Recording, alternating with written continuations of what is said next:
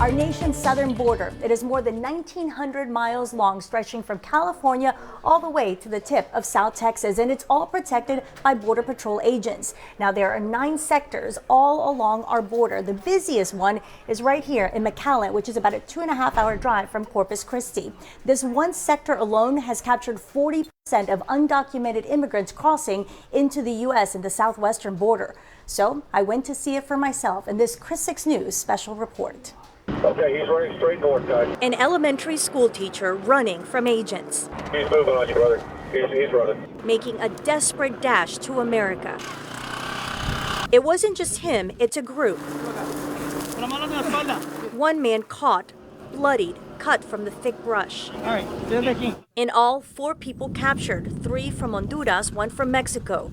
Carlos Paz from Honduras agrees to talk to me. ¿Y por qué vienes? Todos venimos por un propósito. Carlos explains he tried crossing illegally because he wants a better life for himself, his baby girl, and his wife. As a teacher in Honduras, the 24-year-old says he went a full year without being paid. Porque a veces hasta 8 meses sin pago. He left Honduras in December with one goal: to go north and make it to the U.S. ¿Esta es la primera vez que tratas de venir? Sí, primera vez, madre. Along the way, Carlos claims a drug cartel caught him and demanded money. He escaped, unlike friends who were held hostage and beaten for more money. And get this, Carlos says he paid $9,000 to cross illegally into the U.S. I asked him why not go to the embassy and try to come here legally. Nosotros esa era la meta, pues, mi meta, mi familia, pues, sacar una visa. Ajá. ¿Pero qué pasó? Pero no, pues me arriesgué este camino porque siempre dicen no es tan bueno ir allá, siempre se la niegan y más es el gasto perdido. So we're going to head out there, see maybe at least catch them. U.S. Border Patrol agent Herman Rivera says it's not surprising to hear of immigrants paying big bucks to come to the States. In fact, he says that money goes right to the drug cartels who already control the northern Mexican border.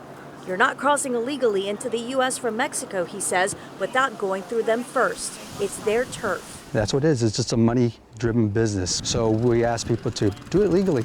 Get that money, the possibility, get it out of their hands. At the end of the day, you're saying just do it legally, because illegally you're feeding the drug cartels.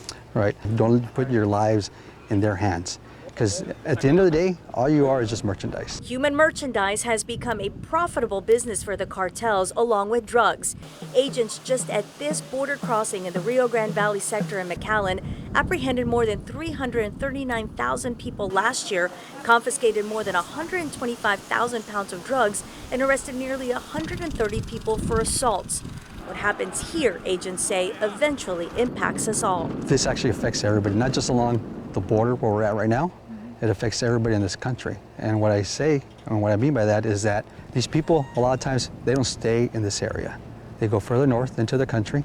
They go to different states. That's why we encourage people to not let these smuggling organizations take advantage of you. And what I mean by that is financially. As agents take Carlos away, he asks if I can do anything to help him, but I can't. Carlos and the others will go to a detention center. But as he told me earlier in the interview, this will not be the end. He will try to come to America again. And while the criminal element of illegal crossings is growing, you might be surprised to hear that illegal crossings from our southern border are down significantly from last year. But why? That part of the story Wednesday on Chris 6 News at 10. All right, fascinating story there.